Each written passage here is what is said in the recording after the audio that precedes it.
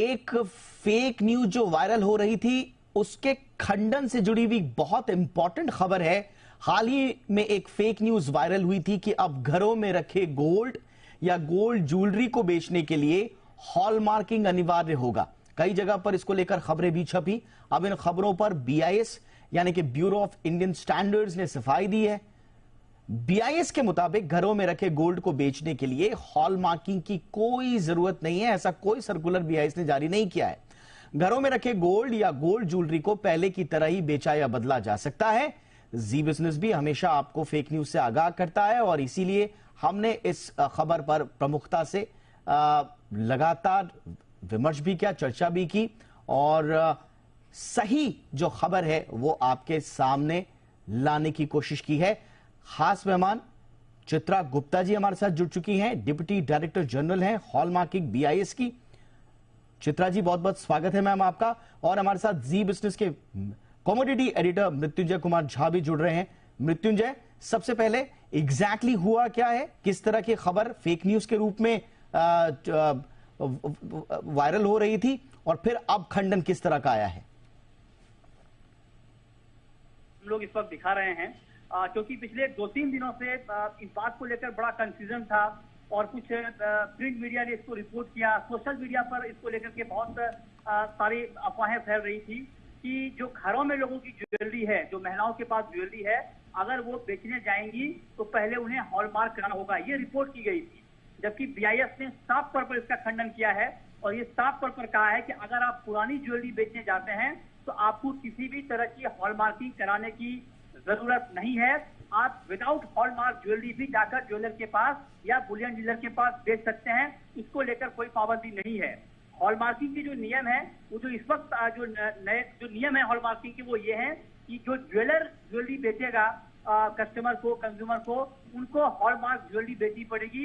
ये मैंडेटरी किया गया है। हालांकि इसको भी अभी देश भर में पूरी तरह से इंप्लीमेंट नहीं हुआ है, लेकिन नियम यही है कि जो ज्वेलर है वो विदाउट हॉलमार्क ज्वेलरी कंज्यूमर को नहीं बेचेंगे और उस पर HUID नंबर भी होगा 6 डिजिट का, जिसके जरिए आप ये पता लगा पाएंगे कि आपकी ज्वेलरी कितनी प्योर है, कहाँ से ली गई है, मैन्युफैक्चरिंग कहाँ पर हुई है।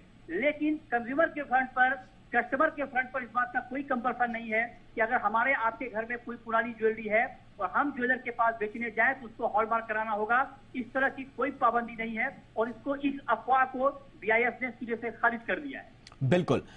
चित्रा गुप्ता जी भी हमारे साथ हैं।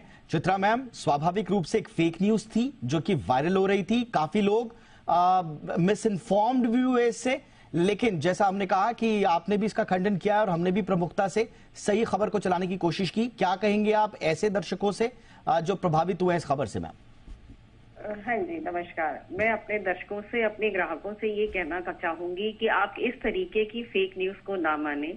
BIS ने जो नॉर्म बनाए हैं वो नॉर्म हमारे ज्वेलर्स के लिए है जो ग्राहक को बेच रहे हैं। जो ग्राहक के पास अपनी पुश्तैनी ज्वेलरी है या कभी की भी खरीदी हुई ज्वेलरी रखी हुई है, उसको आप अपनी जाकर के किसी भी सुनार को बेचना है, किसी आप बुलियन वाले को बेचना है, आप आराम से जाके बेच सकते हैं। उसमें कोई नियम, उसके लिए कोई ऐसा नियम नहीं बनाया है। मृत्युंजय, आप कोई सवाल पूछना चाहेंगे चित्रा जी से? मैडम, मैं आपसे एक बात पूछना चाहूंगा क्योंकि ये बहुत ही प्रमुखता से रिपोर्ट की गई अफवाह बहुत तेजी से फैली। एक बात मैं जानना चाहूंगा क्योंकि अभी हॉलमार्किंग को लेकर बहुत सारे नियम अपडेट हो रहे हैं। अभी जो BIS केयर ऐप आप लोगों ने लॉन्च किया है जिसके जरिए लोग अपनी ज्वेलरी का पता लगा सकते हैं, उसको लेकर एक खबर आई है कि उसमें अब ज्वेलर का नाम नहीं होगा, मतलब जो जिस ज्वेलर ने बनाया है उस ज्वेलरी को उसका नाम नहीं होगा, उस का नाम होगा। हेलो जी, मुझे लगता है मृत्युंजय की आवाज हम तक नहीं आ रही है, कोशिश करेंगे उन तक पहुंचने की। चित्रा मैम, ऐप पर कुछ ज्वेलर का नाम मेंशन करने की बात कही जा रही है, इस पर कोई क्लैरिफिकेशन मैम?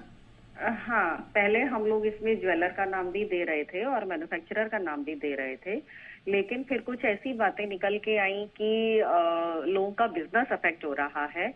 तो हम लोगों ने कहा ठीक है, ज्वेलर की आइडेंटिटी हम नाम से नहीं दे रहे हैं, लेकिन जो उन्होंने BIS के साथ अपना हमारे साथ रजिस्ट्रेशन किया है वो एक रजिस्ट्रेशन नंबर भी यूनिक है, तो नाम देने की बजाय हम उनका रजिस्ट्रेशन नंबर दे देंगे। और जिसको भी चेक करना है कि ये कौन ज्वेलर है, उस रजिस्ट्रेशन नंबर को अगर वो हमारे वेबसाइट पे फीड करेंगे या BIS के ऐप पे ऐड करेंगे तो उस रजिस्ट्रेशन नंबर के साथ उस ज्वेलर के पूरे डिटेल्स आ जाएंगे। तो हम ये कह सकते हैं कि वो इन्फॉर्मेशन डायरेक्टली बिल्कुल सामने नहीं आ रही है, लेकिन वो इन्फॉर्मेशन अवेलेबल है और जो उसको देखना चाहते हैं उस इन्फॉर्मेशन को देख सकते हैं।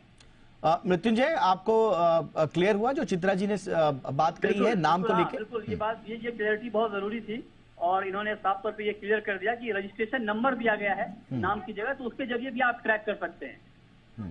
ऑलराइट, बहुत बहुत शुक्रिया मृत्युंजय, आपका भी। चित्रा मैम, आपने भी वक्त निकाला हमारे दर्शकों के लिए और स्पष्टता व्यक्त की। Thank you so much.